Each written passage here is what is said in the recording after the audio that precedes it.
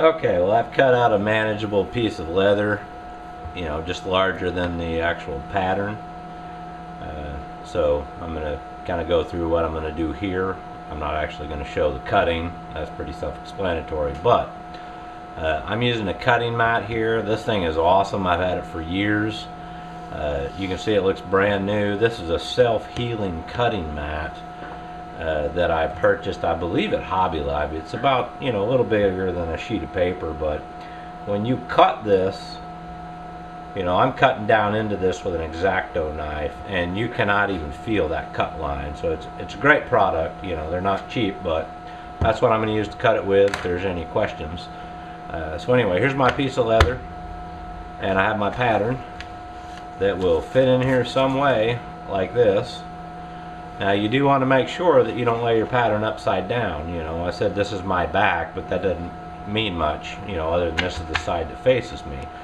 But you want to make sure when you cut your pattern you get the outside right, so when you fold it around you're going to have the good side of the leather out. So here you can see I've got it positioned. I'm going to trace around this with a sharp pencil like so, and I'm going to come in with an X-Acto knife and I'm going to cut around this pattern. Now I'm going to leave it just proud of the line by just a little bit. I'm just going to cut just to the outside of the line, because I'm going to be sanding this down later to my line to make it exactly where I want. It's a little bit easier, I would think, than trying to make a perfect line all the way around, especially when these two patterns need to meet up right here. So I'm going to leave it a little proud and cut this out, and then I'll show the end result, and then we'll fit it up to the gun and see what we need to do to take the muzzle down. Okay, well, here's the piece of leather cut out with the X-Acto knife. Like I said, it's just a tiny bit proud of the line. It's not a great cut. We're going to address this later with a drum sander and clean all this up. But at this point, what I wanted to do was take the weapon, which is still unloaded, and I'm going to just place it in here and bend this leather around and get it to where it's supposed to be. And if you really wanted to know, you can take your pattern and hold it up here and say, okay, well, there's the end of the trigger guard. So that's about exactly where I want it to be. I can see that the muzzle's where it's supposed to be. So anyway, okay, so we have the weapon in here, and I can see the end of the muzzle down in here, and what I have done is taken a pencil and left it just proud of that muzzle in here, made a mark of it, and then transferred it across like so, slightly rounding the corners up. And I'm going to take this off a little bit at a time until I think I have it where I want it. Now we're going to be able to sand some of this off later, so you don't want to go ahead and get it to the point where you're dead on the muzzle or the muzzle sticking a little bit out, because we're going to clean this up. Once we start fitting the gun, we'll be able to kind of sand this down to where we want it. But this is the general idea on where I'm going. One thing I do need to figure out as well is from this point here, which is where this gun will pretty much wrap around. I want the gun to ride in my belt, on my person, where the heel here to the muzzle is pretty much vertical, and my belt would be around this area. I think that's going to work out well for me, so that's what I'm going to go for. So if we just kind of put the gun in that position and then bring the holster down where it is actually going to be, somewhere around this arena, somewhere I'm going to have this belt clip in here like so, and I'm going to have to make a second layer of leather that'll act like a sleeve to put this down into, and it will come around this area and somehow come up here and terminate here to also give this a double thickness to where that thumb press has got more reinforcement on it. I haven't quite got that far yet. You know, this is where things are getting kind of dicey. I may do things in advance and then come back and kind of tell you what I did. Because like I said, you know, I'm kind of building this on the fly. And once we get to a notable step, I'll show you what I did or what I'm doing, and we'll move on from there. Okay, well here's a quick shot of where I'm at right now. Like I said, I'm making this up on the fly. This may or may not work, so we're just going to go with it. This is the belt clip that I have positioned in this area and traced around it. And I'm going to cut out another piece of leather. And this particular line right here that I've come in comes up and cascades around this way. It terminates here.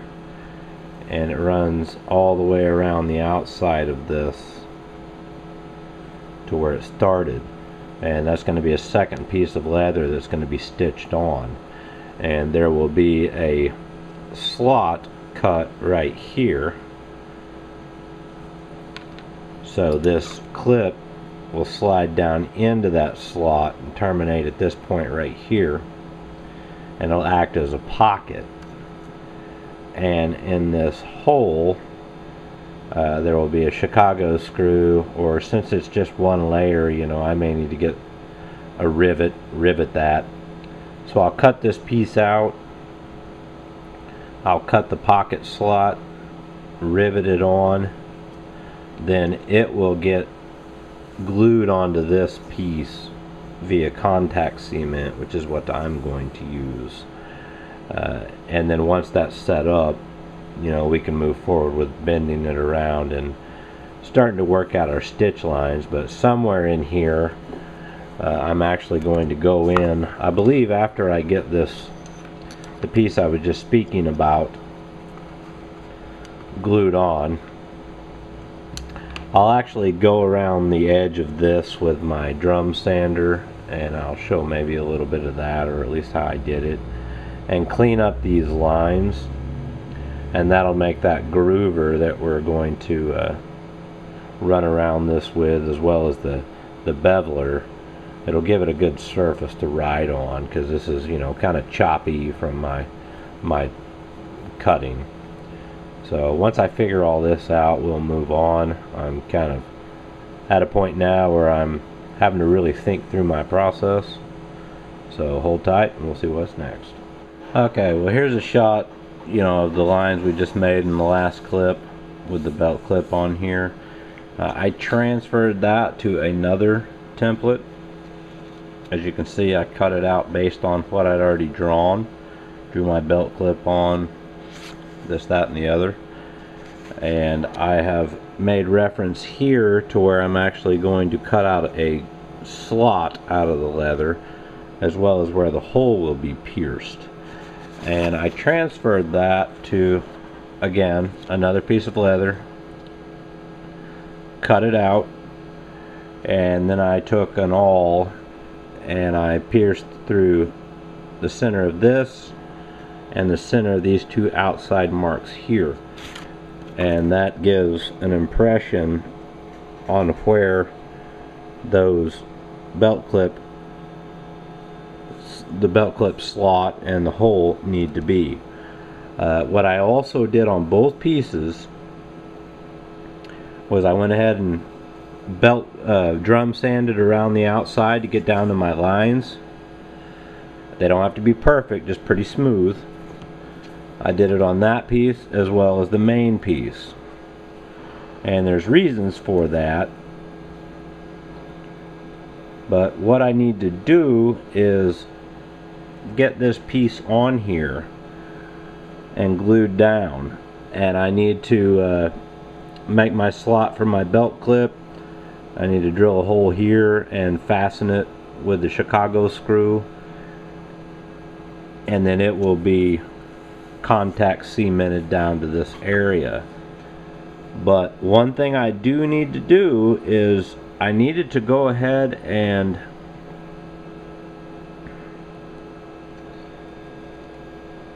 round over or bevel the edge from here to here,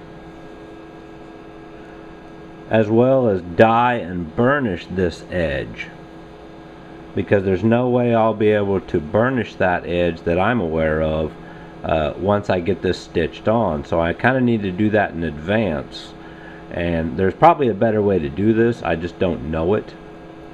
And then I cleaned up all the way around here because I've got a nice smooth line to where I can put my groove in here for my stitches all the way around, and then I'll mark my stitches out and I'll stitch this piece to this piece after I burnish this edge, dye it and burnish it, and this will still be raw.